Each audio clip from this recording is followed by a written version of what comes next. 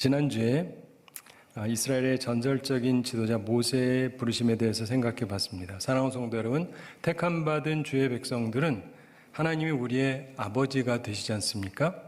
가장 부유하신 분은 자녀에게 베푸시고 주시기를 좋아하십니다. 이걸 믿으시기 바랍니다.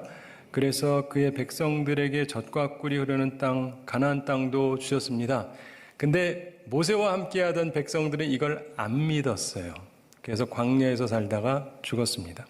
그러나 오늘은 이 여호수아를 살펴보겠는데, 여호수아는 가나안 정복의 영웅이죠. 그는 이스라엘의 수백 년의 꿈을 성취시킨 위대한 지도자였습니다. 그는 어떻게 이 위협을 이룰 수 있었는가? 물론 하나님께서 힘을 주셨으니까 가능한 것이지만 동시에 그에게는 순종하는 백성들이 있었습니다. 그래서 그 위협을 이룰 수가 있었어요.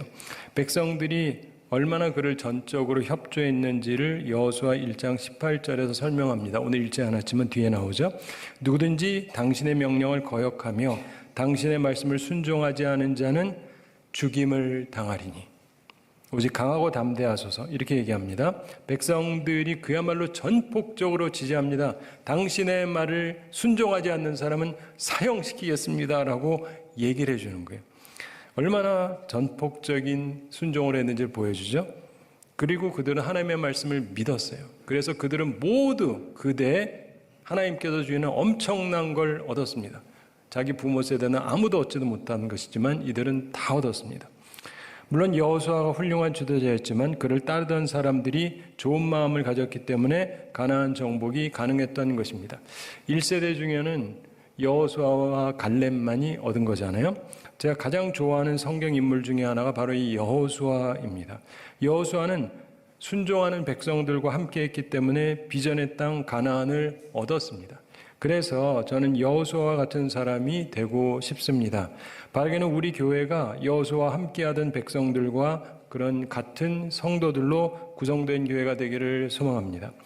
그래서 꿈만 크고 꿈은 큰데 아무것도 못 이루는 교회가 아니라 위대한 꿈도 성취하는, 위대한 꿈을 이루는 교회가 되기를 바랍니다.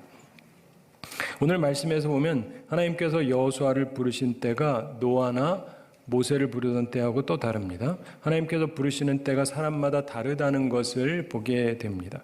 하나님께서 여호수아를 부르셨습니다. 그런데 하나님께서 언제 그를 부르셨느냐? 1절에 나옵니다. 1절 함께 읽어보겠습니다. 여호와의 종 모세가 죽은 후에 여호와께서 모세의 수종자 눈의 아들 여호수아에게 말씀하여 이르시되, 하나님의 말씀은 분명하게 여호수아가 죽은 후에 이렇게 말씀합니다. 하나님께서 그 후에 여호수아에게 말씀하셨습니다. 여호수아에게 모세의 죽음은 참으로 슬픈 사건이었을 것입니다.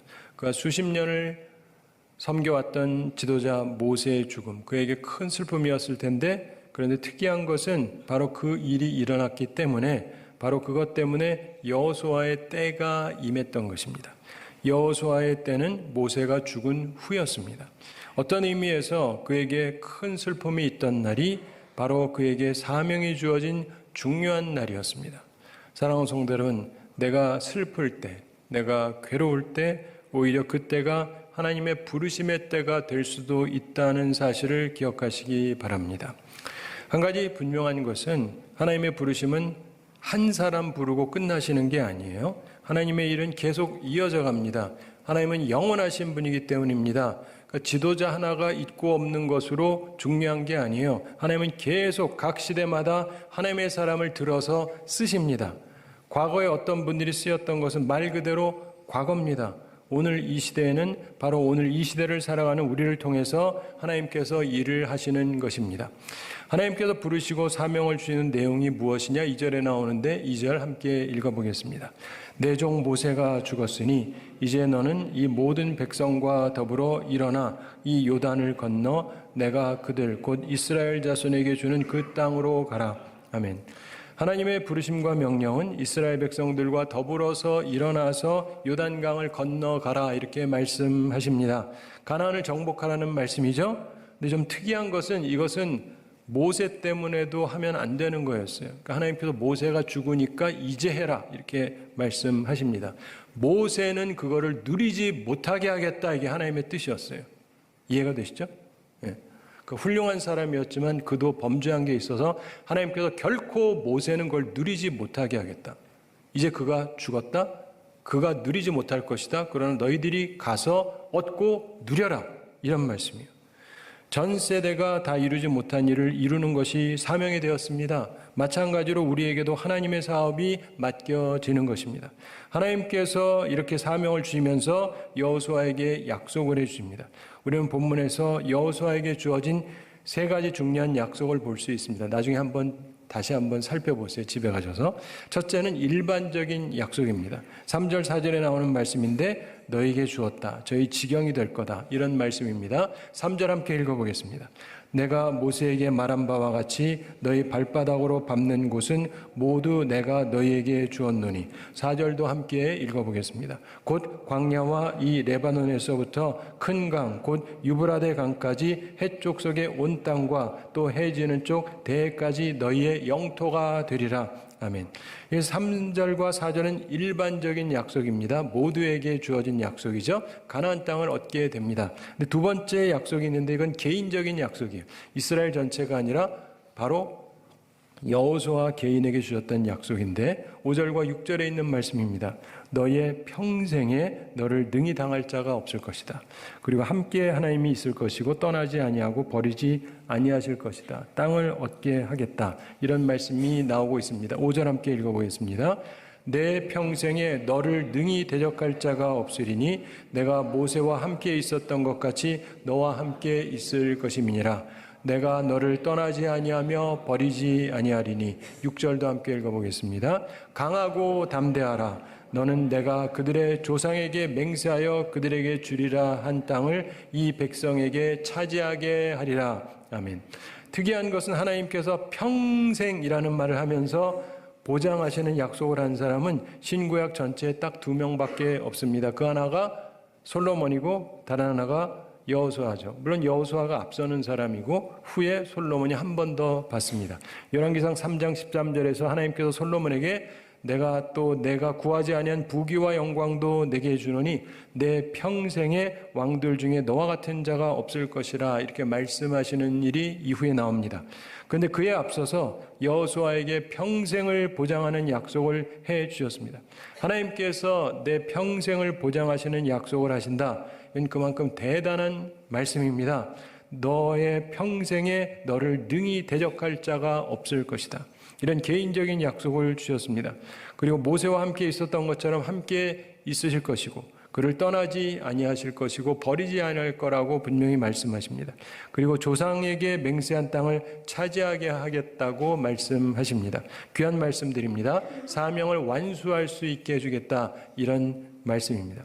세 번째로 조건적인 약속이 있습니다. 성경에는 이런 약속이 많습니다. 조건적인 약속이 많아요. 그걸 잘 기억해야 됩니다. 오늘 본문에서 보면 2가지 조건적인 약속이 나옵니다. 하나는 평탄함이고 다른 하나는 범사의 형통함입니다. 여러분, 평탄한 삶, 범사의 형통한 삶 아주 귀한 것이죠. 그런데요, 이거 아무나 받는 게 아닙니다. 우리 찬송할 때는 쉽게들 부르지만 이건 아무나 받는 게 아니에요.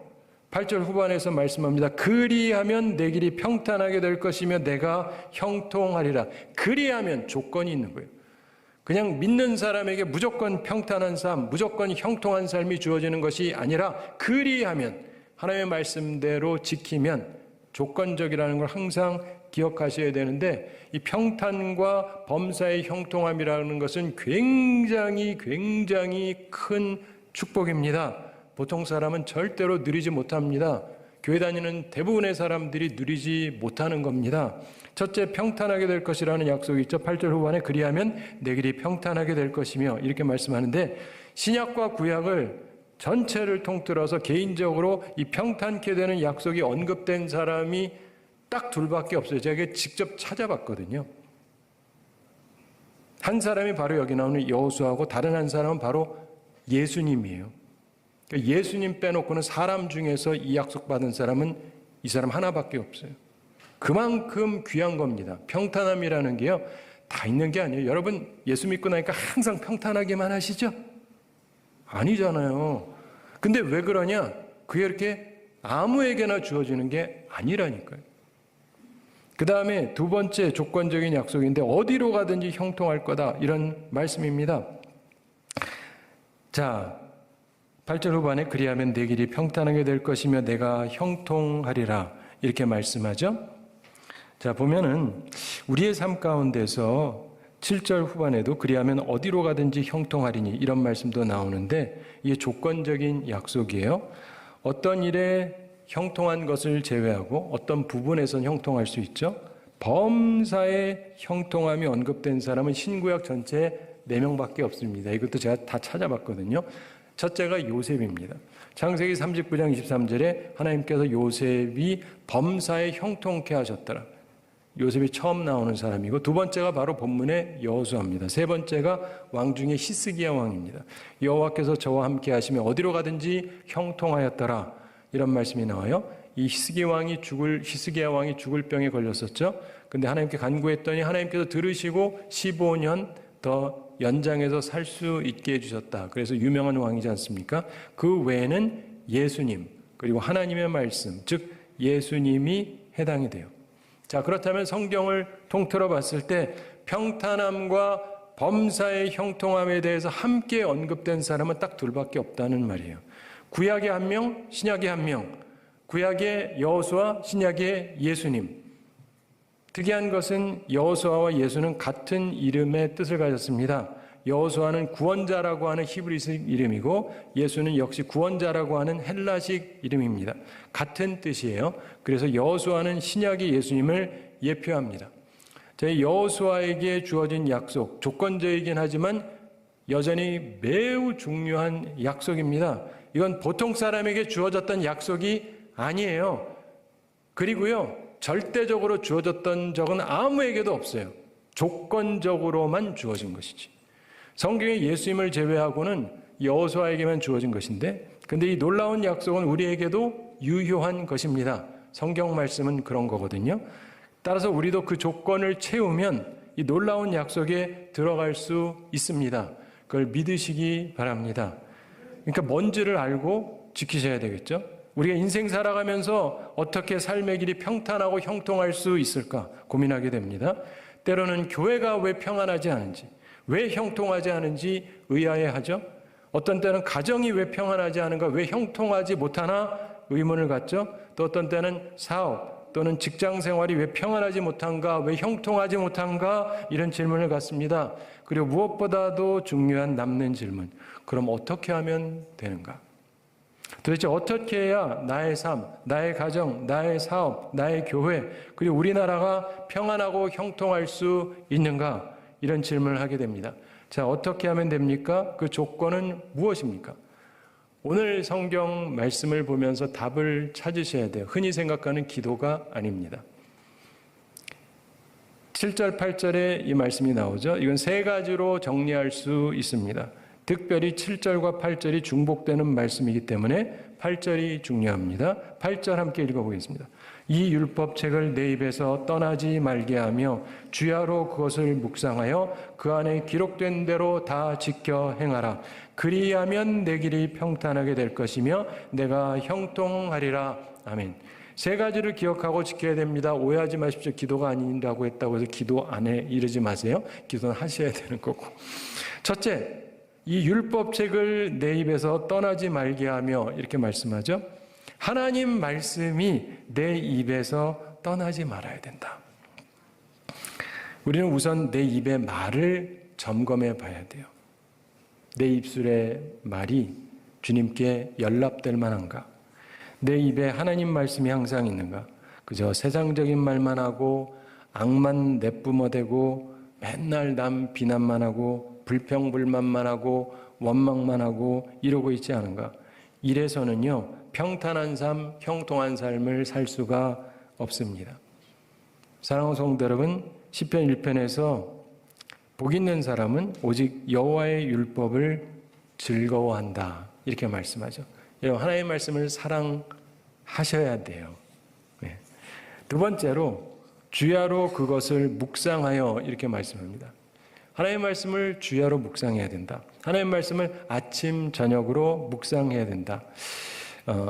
역시 시편 1편 2편에 복 있는 사람은 오직 여호와의 율법을 즐거워하여 그의 율법을 주야로 묵상하는도다 이렇게 말씀했습니다. 이것은 기쁜 묵상을 통해서 통찰을 얻어라 이런 말씀입니다. 소가 음식을 되씹는 것처럼 하나님의 말씀의 깊은 의미를 깨닫기 위해서 참된 통찰력을 갖기 위해서 주야로 다시 말해서 계속 묵상해야 됩니다. 오늘 예배 끝나고 끝이 아니라 저녁에도 다시 생각하셔야 되고 주중에도 지나시면서 자꾸 생각을 하셔야 돼요. 그래야 평탄한 삶, 형통한 삶을 살 수 있게 되는 것입니다. 세 번째, 그 안에 기록된 대로 다 지켜 행하라 이 말씀입니다. 다 지켜 행하라. 순종하라 이거예요. 매우 중요한 말씀입니다. 이 말씀은 적용해라 이 말씀입니다. 성경을 읽었어요. 아는 게 많아요. 근데 그걸로 끝나면 아무 소용이 없습니다. 성경 지식은 남 비판하라고 있는 게 아닙니다. 내가 그 말씀을 지켜 행해야 됩니다. 내가 그 말씀을 적용해야 하는 것입니다. 아는 게 많아도 지키는 것이 없으면 소용이 없는 것입니다. 사랑하는 성도 여러분, 여러분은 성경에 기록된 이 많은 말씀 가운데 어떤 것을 지켜 행하고 있는가를 한번 생각해 보시기 바랍니다. 말씀대로 안식일을 기억하여 거룩하게 지키는가? 성전에서 함부로 입을 열지 말고 급한 마음으로 말을 내지 말라 이 말씀을 지키는가? 원수를 사랑하는가? 아니 최소한 내 이웃을 내 몸과 같이 사랑하는가? 무엇보다 주의 제자들이 서로 사랑하라는 말씀을 교회 안에서 실천하고 있는가? 하나님과 재물을 겸하여 섬기지 못하는데 따라서 먼저 하나님의 나라와 의를 구하라는 말씀을 지키는가? 그래서 그 외 모든 것을 더하시는 삶을 체험하며 살아가고 있는가? 하나님을 믿는다는 건 가난하게 산다는 게 절대 아니에요. 하나님의 나라와 의를 먼저 구한다는 것이지. 비판하지 말라는 말씀을 지킵니까? 원망하지 말라는 말씀을 지킵니까? 어린아이같이 자기를 낮춥니까? 나보다 남을 더 낫다라고 생각하십니까? 기도할 때 무엇이든지 믿고 기도하시나요? 항상 기뻐하십니까? 쉬지 않고 기도하세요? 범사에 감사하십니까? 선한 양심을 가지고 살아갑니까? 여러분 하는 모든 이유가 선한 이유 때문에, 이기적인 것이 아니라 선한 이유 때문에 하냐 말이에요. 그리고 인내하면서 사십니까? 시험에 들지 않기 위해서 깨어서 기도하고 계십니까? 이런 여러 가지 질문을 들으면서 스스로를 돌이켜보면 두 가지 생각을 하게 됩니다. 첫째, 정말로 성경 말씀대로 다 지켜 행하면 평탄한 삶, 형통한 삶을 살 수밖에 없겠구나 이런 생각이 듭니다. 하나님의 말씀대로 살면 평탄한 삶, 형통한 삶을 살게 됩니다. 이것은 단순히 여호수아에게만 주어진 약속이 아닙니다. 두 번째로 내가 왜 평탄한 삶, 형통한 삶을 살지 못했는지 이해가 된다는 거예요. 사실 하나님의 말씀을 내 삶에 적용함이 없는데 어찌 평탄하고 형통한 삶을 살 수 있겠습니까? 사랑하는 성도 여러분, 우리는 이런 말씀을 생각하면 여전히 이 놀라운 약속, 우리의 삶이 평탄하고 형통할 것이라고 하는 이 놀라운 약속이 조건적인 약속일 수밖에 없다는 것을 인정할 수밖에 없습니다. 이 유효한 약속, 이 놀라운 약속이 우리 앞에 있습니다. 하나님께서 우리에게 복음으로 주신 말씀입니다. 여호수아에게도 그렇게 주셨죠. 그럼 이제 어찌하시겠습니까? 여호수아처럼 이 말씀을 붙잡고 살아가야 되는 거예요. 근데 그 선택은 우리 각자에게 달려 있습니다. 근데 바라기는 이 소망의 말씀을 버리지 마시기 바랍니다. 포기하지 마십시오. 모세와 함께하던 1세대처럼 하지 마세요. 그런 사람들은 그냥 광야 같은 세상에서 그냥 어려움 당하다가 그냥 그러다 끝나거든요. 인생은 그러라고 하나님이 부르신 게 아닙니다. 우리를 위해서 하나님께서 귀한 것을 주시고 누리고 살면서 하나님을 찬양하라고 부르신 거예요. 그게 천국까지 가는 거죠. 이 복된 약속의 말씀이 나의 복음이 되고 실현되는 은총을 누리며 사는 우리 모두가 되기를 바랍니다. 사랑하는 성도 여러분, 말씀 맺으면서 생각할 게 있습니다. 여러분 어떤 인생관을 갖고 계십니까? 그냥 다람쥐 쳇바퀴 돌듯이 산다고 생각하세요? 그거는 불교식의 생각이고 그런 거 다 갖다 버리세요. 특별히 여호수아를 보면서 저는 영웅적 순례자라고 하는 인생관을 보게 됩니다. 그의 인생이 그랬어요. 아까 잠깐 말씀드렸던 것처럼 여호수아는 히브리 말로 여호수아라고 그러고 헬라 말로는 예수인데 우리가 믿는 예수님과 같은 이름입니다. 여호수아, 예수 모두 구원자라고 하는 뜻입니다. 그래서 여호수아는 신약의 예수님을 예표하고요. 여호수아도 그랬고 예수님도 그랬고 모두 실패하는 듯 했지만 결국 영웅적인 결말을 보게 됩니다. 여호수아는 남 때문에 40년을 광야에서 보내야 됐습니다. 그러나 결국 가나안을 정복하는 사람이 됩니다. 예수님께서도 우리의 죄 때문에 십자가에서 비참하게 돌아가셨습니다. 그러나 결국 영광스럽게 부활하시고 하나님 우편에 앉아 계십니다. 그래서 우리가 가져야 되는 인생관은 영웅적 순례자라고 하는 인생관입니다. 분명히 순례자의 길이지만 영웅적이에요. 그리고 영웅적이지만 역시 순례자로서 사는 것이 우리가 가져야 될 인생관입니다. 우리 모두 영웅적 순례자의 삶을 살게 되기를 바랍니다. 베드로전서에서도 보면 우리는 택함받은 백성이요 또한 나그네라는 설명도 나오죠. 우리는 택함받은 나그네예요. 이런 인생관을 가질 때 우리가 역동적인 삶을 살아갑니다. 택함받았기 때문에. 그리고 역동적이지만 무리함이 없이 살아갑니다. 나그네라는 생각도 하기 때문에. 그래서 여유 있는 삶도 살게 되는 것이죠. 사랑하는 성도 여러분, 우리 모두 바른 인생관을 가지고 바른 삶을 생명력 있게 살아가게 되기를 바랍니다. 사랑하는 성도 여러분, 우리 생활, 광야 생활이라고 생각하지 마세요. 많은 분들이 그렇게 알고 그렇게 가르치고 또 그렇게 생각하는데 그러면요, 목표가 없어요. 죽는 거 말고는. 그냥 그러다가 죽잖아요. 그건 1세대들의 삶에 저주받은 모습이었지 하나님의 뜻이 결코 아니었습니다. 우리의 목표는 가나안 정복의 삶이에요. 젖과 꿀이 흐르는 땅을 획득하는 게 우리의 목표요. 하나님이 우리에게 주신 사명입니다. 그래서 너와 너의 후손들을 위해서 예비하라는 거예요. 하나님께서 주신 사명을 감당하면서 평탄한 삶, 형통한 삶을 살 수 있습니다. 그리고 이것이 죽은 후에 천국까지 연결이 되는 거라고요. 인생관을 제대로 가지시고 살아가시기 바랍니다. 다람쥐 쳇바퀴 돈다고 생각하지 마세요. 우리가 광야에 있는 건 사실이지만 여호수아도 광야에 있었어요. 그러나 광야가 목표가 아닙니다. 우리 사는 삶이 광야 같지만 이게 목표가 아니에요. 가나안 땅을 얻으셔야 돼요. 가나안 땅을 점령하셔야 돼요. 여러분과 후손을 위해서 얻으셔야 되는 것입니다. 아멘을 아무도 안 하시지만 꼭 얻으시게 되기를 바랍니다.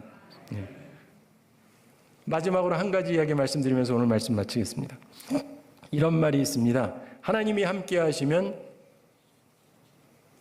거미줄도 철문보다 강하다. 이런 말이 있어요. 노라 페릭스라고 하는 초대교회 지도자의 실제 일화랑 관련된 일인데 노라 페릭스라고 하는 분이 로마 박해 시절에 교회의 지도자였습니다. 근데 당시 교회가 박해를 당하면서 로마의 수색대가 그를 잡으러 왔습니다. 그래서 수색대를 피해서 어느 바위 틈에 있는 굴에 들어갔습니다. 근데 좀 시간이 지난 후에 멀리서 수색대가 그가 있는 굴로 다가오는 소리가 들립니다. 철문이라도 있으면 모르겠는데 철문도 없고 이제는 끝장이다 이렇게 생각하는데 하나님께 자신의 영혼을 맡기는 마지막 기도를 드렸습니다. 근데 웬일인지 그들이 굴 앞에 분명히 왔는데 왔다가 그냥 돌아가요. 참 이상한 일이죠. 근데 왜 그런가 했더니 나중에 그들이 돌아간 다음에 보니까 그 굴 입구에 거미 한 마리가 있었는데 얘가요 거미줄을 친 거예요. 수색하는 사람들이 왔다가 보니까 거미줄이 그대로 있잖아요. 그러니까 사람이 들어가면 거미줄이 끊기잖아요. 그러니까 저기에 사람 없다라고 생각을 한 거예요. 그래서 하나님이 함께 하시지 않으면 쇠문도 거미줄처럼 약하지만 그러나 하나님께서 함께 하시면 거미줄도 철문보다 강하다. 이런 말이 나오게 된 것입니다. 사랑하는 성도들은 인생에서는요 하나님이 나와 함께 하시느냐 이게 가장 중요한 거예요. 예수님을 임마누엘이라 한다 그러잖아요. 하나님은 우리와 함께 하신다. 여호수아와 그를 따르던 백성들은 그 전 시대 사람하고 달랐어요. 전 시대 사람들은 여호와가 우리 가운데 있느냐 그랬거든요.